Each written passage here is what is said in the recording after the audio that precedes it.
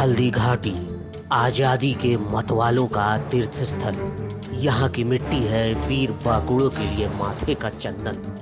यहाँ हर माँ की यह ख्वाहिश है कि एक महाराणा प्रताप उनकी भी कोख से जन्म ले। देख के उसकी शक्ति को हर दुश्मन उससे डरा करे।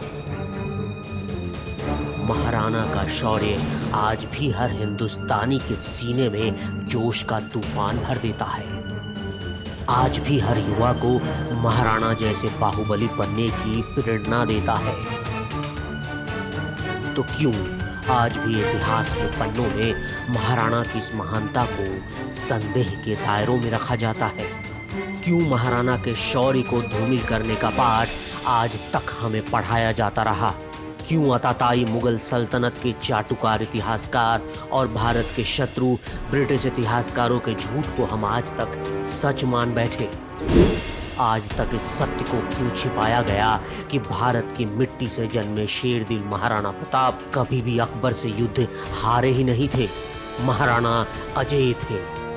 हल्दी घाटी में महाराणा प्रताप और अकबर की सेना के बीच क्या हुआ था जिसे आज तक छिपाया गया, और इतिहास के पन्नों में ये क्यों दर्ज कर दिया गया कि महाराणा प्रताप युद्ध हार गए थे और घास की रोटी खाने के लिए मजबूर थे?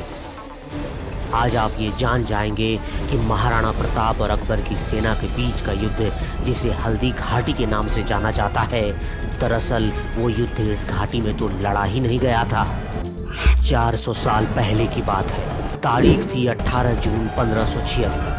जून की चिलचिलाती हुई गर्मी थी।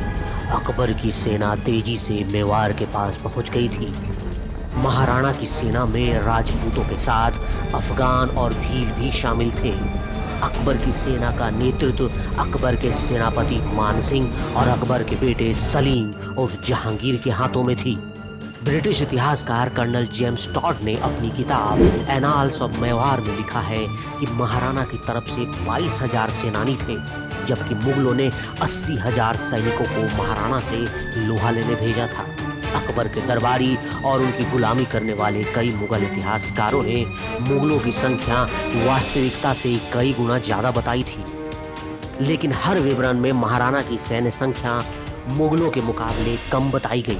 यह गिनती सरासर झूठ का पुलिंदा है, क्योंकि जब अकबर ने खुद चित्तौड़ पर हमला किया था तो उसके साथ सिर्फ 60,000 सैनिक थे। ऐसे में वो अपने सेनापति मानसिंह के साथ 80,000 सैनिकों को भेजने का आदेश कभी नहीं दे सकता था। उस दिन हल्दी घाटी में चंद घंटे के युद्ध में क्या हुआ था, उस पूरे घटनाक्रम को एक एक कर समझिए। अकबर के आदेश पर मुगल सेना मेवाड़ की राजधानी गोगुंदा पर कब्जा करने निकली थी। अकबर के सेनापति मानसिंह के नेतृत्व में मुगल सेना मोलेला पहुंची और वहां से मेवाड़ की राजधानी गोगुंदा जाने के लिए 3 हिस्सों में बंट गई। खमनेर में दोनों फौजों की सभी टुकड़ियां आमने सामने हो गई, इसलिए इसे खमनेर का युद्ध कहा जाता है। बदायूनी लिखते हैं कि देह जला देने वाली धूप और लू सैनिकों के मगज को पिघला रही थी। महाराणा की सेना में शामिल चारण राम सांधु ने आंखों देखा हाल लिखा है कि महाराणा प्रताप ने 72 किलो का कवच पहना था और उनके हाथ में 80 किलो का भाला था। प्रताप ने अकबर के सेनापति मानसिंह पर वार किया। वो झुक कर बच गया, मगर महावत मारा गया। बेकाबू हाथी को मानसिंह ने संभाल लिया। युद्ध में शोर मचा कि अकबर के सेनापति मानसिंह मारे गए। इसी दौरान 7 फुट ऊंचा खूंखार बहलोल खां का सामना शूरवीर महाराणा प्रताप से हुआ। प्रताप ने वार किया तो बहलोल खां के घोड़े तक के 2 टुकड़े कर दिए। शूरवीर महाराणा प्रताप का रौद्र रूप देखकर मुगल सैनिक घबराकर 10 मील दूर तक भाग गए। लगभग 16,000 सैनिक दोनों तरफ से युद्ध में शहीद हो गए। उस वक्त बारिश हो रही थी और हल्दी घाटी में चारों तरफ रक्त रंजित धारा बहने लगी। युद्ध के दौरान मानसिंह पर किए गए आक्रमण के बाद महाराणा प्रताप घायल हो चुके थे। महाराणा को बंदूक की गोली समेत 8 बड़े घाव लगे थे। तीर तलवार की अनगिनत खरोंचें उनके शरीर पर थी। महाराणा को घिरता देख उनके सिपहसालार ने उनका मुकुट अपने सर पर रख लिया और महाराणा को युद्ध से निकल जाने की सलाह दी। जख्मी शेर महाराणा प्रताप कुछ सैनिकों के साथ हल्दी घाटी के जंगलों में चले गए। महाराणा के दोबारा हमले के डर से मानसिंह ने गोकुंदा पहुंचकर युद्ध आगे चलाने की बजाय अपने आप को किलेबंदी कर बंद कर लिया। उधर अकबर इंतजार कर रहा था कि मानसिंह जीत का संदेशा लेकर उसके पास पहुंचेगा, लेकिन डरा हुआ मानसिंह तो गोकुंदा में सेना के साथ छिपा था। महाराणा प्रताप के घाव भरने लगे थे और उनकी सेना के वीर जवानों ने मानसिंह को चारों तरफ से घेर लिया था। मुगल सेना तक पहुंचने वाले रसद के सभी रास्ते बंद कर दिए। अनाज का ऐसा अभाव था कि मुगल सैनिकों को जानवर के मांस और कच्चे आम खाकर संतोष करना पड़ा, जिसके कारण बहुत से सैनिक बीमार हो गए और कई की मौत हो गई। इससे निराश होकर मानसिंह के पास वापस लौटने के सिवा और कोई चारा नहीं था। इससे पहले मानसिंह ने हल्दी घाटी के युद्ध में राम सिंह के नाम के हाथी को जीतकर अकबर के पास सफलता की निशानी के रूप में भेजा। बदायूनी ने लिखा है कि जब राम सिंह हाथी को लेकर मुगल दरबार में लौट रहा था तो रास्ते में किसी ने यह विश्वास नहीं किया कि राणा जी पराजित हो गए हैं। 18 जून को खमनेर का जो युद्ध प्रारंभ हुआ था उसका अंत सितंबर तक हुआ। मुगल सेना विफल होकर लौट आई और उसके जाते ही महाराणा प्रताप, जिन्हें राणा कीका कहा जाता है, उन्होंने गोकुंदा पर दोबारा कब्जा कर लिया। मानसिंह हार कर अकबर के दरबार पहुंचा तो आग बबूल अकबर ने मानसिंह के खड़े होने की जगह को कुछ महीनों के लिए बंद करवा दिया था और मानसिंह को दरबार में आने की मनाही कर दी गई थी। अकबर ने गुस्से में कहा था, पकड़ने गए थे राणा कीका और लेकर आए हो राम सिंह हाथी। अकबर के गुस्से को देखते हुए उस वक्त के दरबारी इतिहासकारों ने इसे मुगल सेना की जीत बता दी और इतिहास को बदल दिया। लेकिन ये सवाल आज भी पूछा जाता है कि महाराणा की सेना पराजित हुई तो पूरे मेवाड़ पर मुगल सेना का कब्जा होना चाहिए था। यदि मुगल सेना विजय हुई थी तो प्रताप को पकड़कर मुगल दरबार में खड़ा करना चाहिए था और अकबर ने अपने सेनापतियों को इनाम क्यों नहीं दिया, उन्हें सजा क्यों दी। इसका एक और बड़ा सबूत हाल में ही सामने आया जब राजस्थान के इतिहासकार डॉक्टर शर्मा ने एक शोध पत्र जारी किया जिसमें प्रताप की विजय को दिखाने वाले ताम्रपत्रों से जुड़े प्रमाण सामने आए हैं। डॉक्टर शर्मा के मुताबिक 1 साल बाद तक महाराणा प्रताप ने हल्दी घाटी के आसपास के गांव की जमीन के पट्टे ताम्रपत्र के रूप में जारी किए थे। इस पर एक लिंगानाथ के दीवान प्रताप के हस्ताक्षर थे। उस समय जमीनों के पट्टे जारी करने का अधिकार सिर्फ राजा को होता था। ये सबसे बड़ा प्रमाण था कि युद्ध के बाद भी महाराणा प्रताप ही मेवाड़ के राजा थे और रहे भी।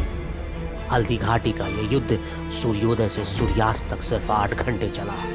सबसे अविश्वसनीय बात यह थी कि ना ही महाराणा प्रताप किसी की पकड़ में आए और ना उनके राज्य पर मुगलों ने किसी प्रशासक को नियुक्त किया। ये लड़ाई बेनतीजा रही। इसलिए ये बताना कि महाराणा प्रताप युद्ध हार गए थे, ये सरासर झूठ है। लेकिन अब असत्य के इस पुलिंदे को सही करने की कोशिशें जारी है और इसका सबूत है आर्कियोलॉजिकल सर्वे ऑफ इंडिया ने राजस्थान के राजसमंद जिले के रक्त तलाई से वो विवादित पट्टी हटा दी है जिस पर लिखा था कि 1576 में हल्दी घाटी की लड़ाई में महाराणा प्रताप की सेना को पीछे हटना पड़ा था। हमें अपने इतिहास पर गर्व करने क्यों नहीं दिया गया?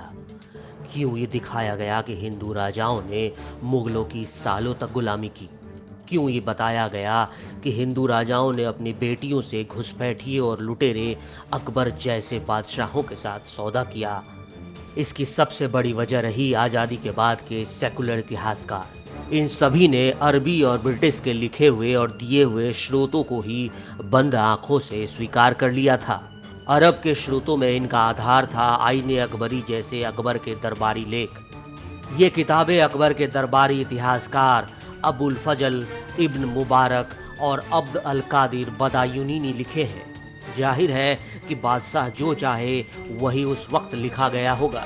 इन किताबों में लिखी बातों को देसी साक्ष्यों के साथ कभी क्रॉस चेक नहीं किया गया।